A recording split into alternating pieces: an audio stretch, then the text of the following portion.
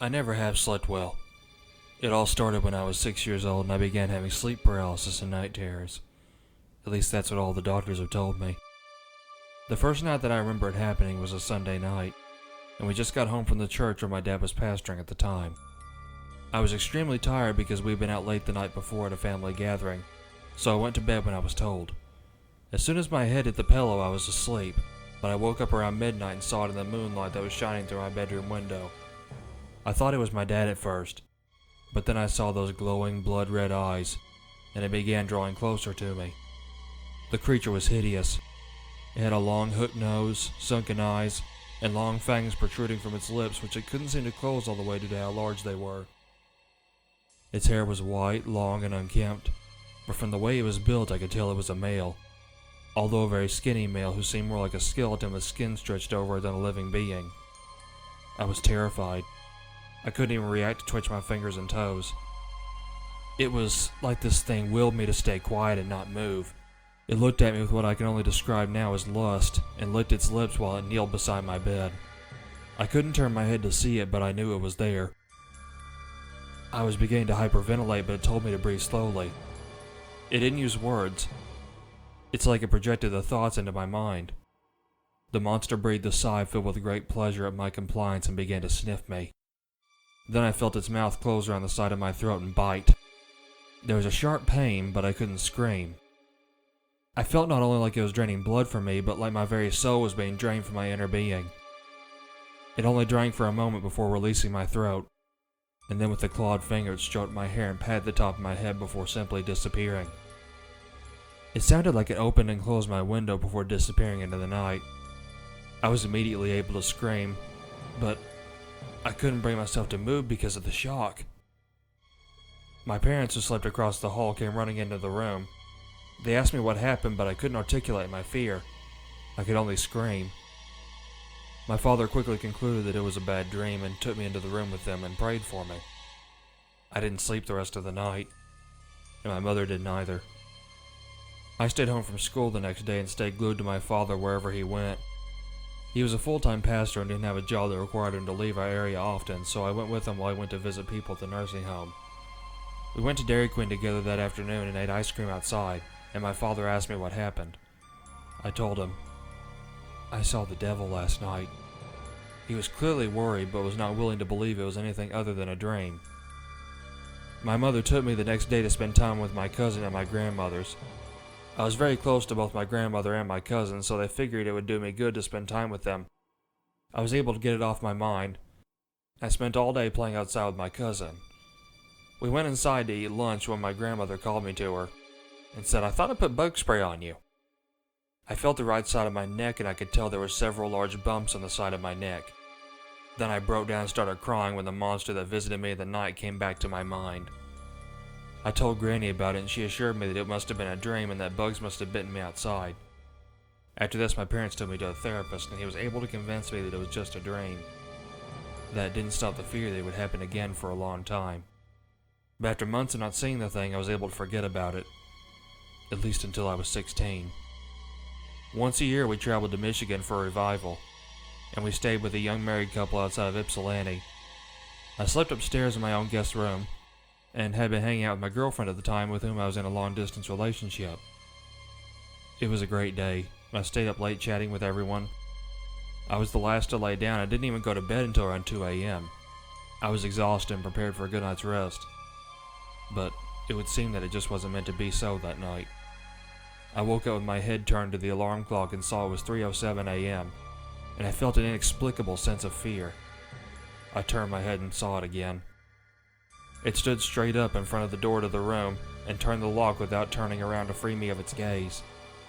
I immediately remembered this thing from my repressed childhood memory. I was still able to move for long enough to squeeze my eyes shut and repeat to myself that it was only a dream. But eventually I felt the end of the mattress collapse under the weight of the creature sitting down. The monster commanded me to open my eyes and look at it, and even though I was able to resist for a short bit, I couldn't hold out anymore. It was almost like it pulled my eyes open without even touching me. I looked into that horrible face and it morphed into a maniacal grin. The thing smiled like the Joker in the Batman cartoon, and it seemed like it was greeting me like an old friend. I tried to scream but only managed a pathetic gasp. I saw it move its head to gaze at the cross that was above my head. The thing's smile turned into a frightening snarl. It stood up, walked closer to the head of the bed, and grabbed the cross in a disgusted manner and threw it to the floor. It then calmly walked back to the foot of the bed and sat down where it was before. It seemed like the creature spent hours staring at me in fascination, taking in every ounce of fear that began to grow inside of me. It seemed like the monster was drinking my anxiety, but I knew that my mental anguish would not be enough. I knew what it was here for. One word came to my mind as this abomination began to drink from the vein in my throat. Vampire. Before the vampire exited, it stroked my hair and patted my head just like it did all those years ago. I was too scared to scream, but I was thankful that it was beginning to get lighter outside as the light of the rising sun filled the dark sky. I finally managed to turn my head a few minutes afterward and saw that it was 5:12 a.m. This hellish fiend had spent at least 3 hours just staring at me in the dark before drinking my blood. I laid in the bed, catatonic with fear, until the sun came up completely and I heard someone stirring in the halls. I didn't even get up then. I waited until someone knocked on the locked door to wake me up. I was quiet and kept mostly to myself during the rest of the revival. My girlfriend and my parents knew something was wrong, but I refused to talk about it. By the time we left, I noticed the bumps in my neck and knew then that I was not dreaming. I had truly been visited by the vampire. Without requiring me to divulge too much information to my worried parents, I convinced them to let me see my psychiatrist again. The doctor tried to tell me that it was only sleep paralysis, but I didn't buy it with the bite marks that appeared on my neck. As much as I wanted to believe that the vampire that visited me was a figment of my imagination, nothing could convince me that it wasn't real. He prescribed me with antidepressants and treated me for severe anxiety and sleep paralysis. I started doing reading about vampires on the internet a lot and decided that I wanted to be prepared for it to visit me again. Because somehow I knew that it would. If it was willing to follow me from Kentucky to Michigan, I knew it would follow me back. While my parents were out one afternoon, I took garlic oil from our pantry and spread it all around the windows and doors into the house. I even drew a cross in my window curtains and began sleeping with a small knife under my pillow. Sadly, this didn't work, because in September the creature returned. I had my window locked, so I have no idea how it got in. When the vampire entered, it did its signature routine of paralyzing me, rendering my knife useless. It was clearly frustrated at my attempting to bar its entrance, and it pricked my stomach with one of its claws just enough to make blood come out, and it licked the blood off its nail. It was punishing me for trying to fight it, and it hissed at me. It told me he was my master, and that I would not be able to stop him. It backhanded me across both cheeks with its right hand. I was shocked at the rage that the monster displayed, but for some reason I felt like I deserved it. For a time, I did feel like I was a disobedient servant and deserved to be punished. It bit my neck again and drank until I became unconscious. I woke up the next morning in the hospital with my parents beside me. My family doctor came in and told me that I had lost a lot of blood and he believed I had a sudden onset of anemia. I didn't bother saying anything about my nighttime visitor because I knew no one would believe me. My dad told me that he had heard a knock on his door and assumed I needed something important, so he got up and went to the door, finding no one there. He went into my room and found me unconscious and bleeding. I slipped into a severe depression, but I was scared that if I killed myself, I'd become a vampire too. I didn't understand why the vampire waited so long between the first and second attacks and only waited a few months in between the second and third attacks. I decided to do some research to see if I was the only one who had encountered this creature. I couldn't believe it when I found an entire website about it, creatively calling it the Midnight Vampire. I was even more shocked that there was an entire phenomenon surrounding it. The fact that I wasn't alone provided small comfort, and I began participating in the forum. I learned several things. Number 1.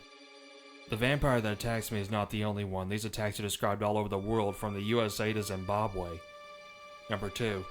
Traditional methods of warding off vampires don't work. While some have shown anger at Christian images, they don't have any true fear of them. Number 3. The vampires paralyze their victims using hypnosis and mind control. Because of the paralysis, none of us have managed to kill our attacker. Number 4.